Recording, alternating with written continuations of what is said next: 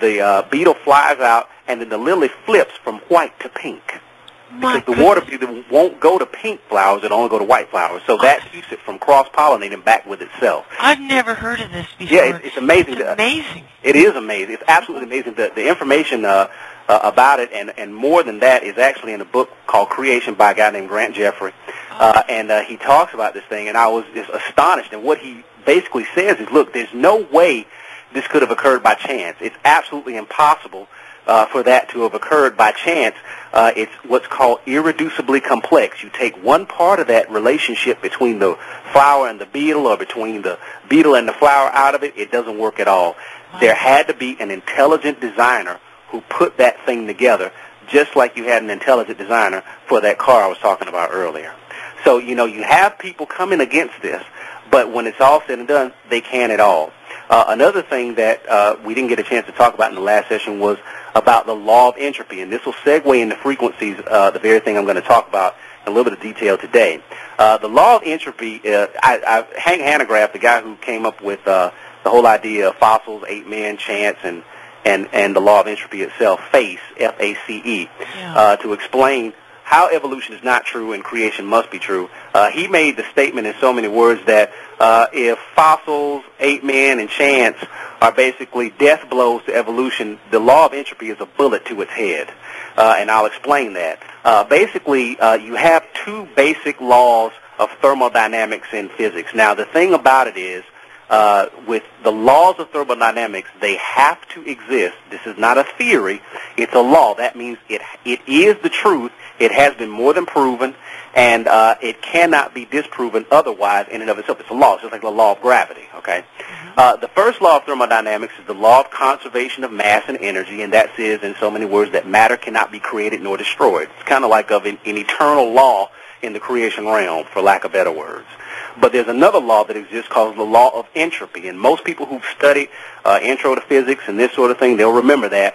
And the law of entropy basically says there is an ever-increasing fluctuation of random disorder in the universe. In other words, to put it in plain English, things over time break down, tear up, wear out, and run down. They don't get better, okay? Right. So, for example, if you had a watch and it fell off of your arm and fell on a beach somewhere, what would happen is, of course, we know the story. If nobody bothered it, if it just kind of stayed out there over time, you know, give it a few months, that thing would start to break down slowly, and give it a few years, it would basically corrode entirely. Yeah. It wouldn't be like if you took a bunch of watch pieces, scattered them all over the beach, that if you gave it that same length of time, it would all form together back into a watch. That would not happen, okay? Yeah. So the law of entropy basically states that things have to wear down and tear up in our creation realm. They cannot improve by themselves over time, okay? Yeah. And most people know exactly what I'm talking about. In fact, everybody should know what I'm talking about. You know, you clean up your room, you let it go for a few weeks, and you got to clean it up again. Yeah. You know, you clean up your car,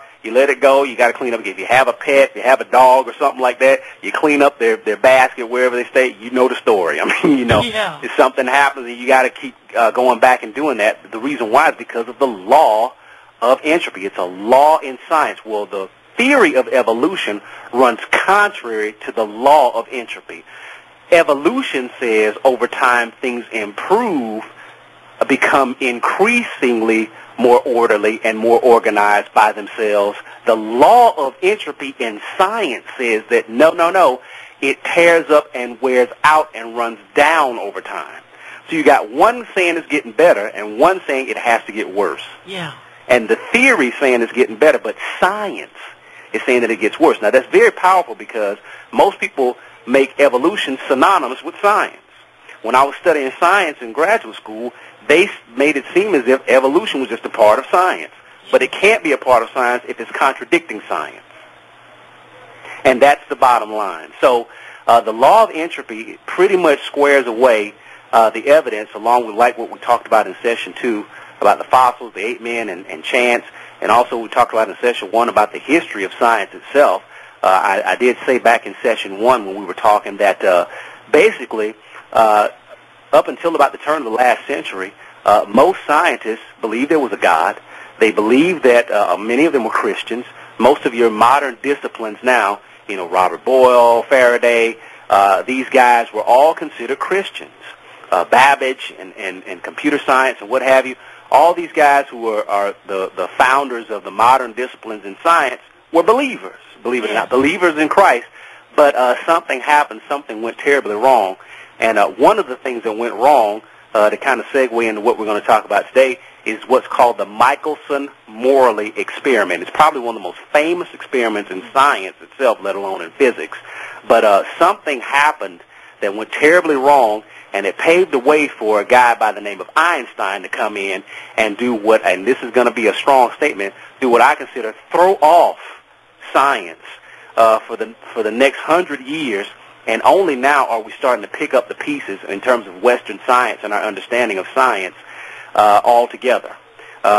Whether or not it was done on purpose or done by accident, you can be the judge. But I do want to explain what I mean by that, because that's a very strong statement. Most people make Einstein synonymous with science itself. Yeah. But there were some very crucial mistakes that he made. And if you want to get more information on this, at least from where I picked it up, outstanding job done by, once again, Joseph Battle. He did what's called the Giza Death Star trilogy. Yeah. And he goes into a lot of detail in those books about what I'm going to talk about, and also a lot of the science that I'm going to bring up, and the mathematics and things. He details all of this out most thoroughly. But just to kind of give you an idea of what I'm talking about, right around the turn of the century, most scientists, and particularly those in physics, believed in something called the ether. Now, this is a throwback to the days of the ancient texts in Babylon and Samaria and Egypt and what have you, thousands of years ago. And what these guys believed was that the universe was not just this this sort of thing where you just had these objects like planets and people and what have you kind of floating around in this dead space. They didn't believe that. They actually believed that the universe had a living component to it. It was wave creating. It actually created in some way all of the things that exist in it today. And of course that smacks hard of pantheism, but I believe that pantheism, and of course pantheism is the belief that the universe is the creator, that God is the universe. I think that's a mistake, or it could have been deliberate and intentional, but it was something that was kind of added in by the civilizations that kind of took over from the ones that began all this thing, going back to Adam and maybe even beyond, or before Adam. But at any rate, what the ancients believed up as far as 5,000 years ago was that this universe, or that at least there was a spirit behind the universe that was responsible for the universe, and that it was alive in some way. It somehow produced all the things that we have today. Of course, that's very different from our modern understanding in science that, things just kind of happen accidentally over millions and millions of years. Yeah. Okay? So these guys believe this. And right up until about the turn of the last century, about the late 1800s, early 1900s, scientists believed the same thing. And they were trying to discover whether or not they could find this substance that held all things together. Of course, Christians believe that.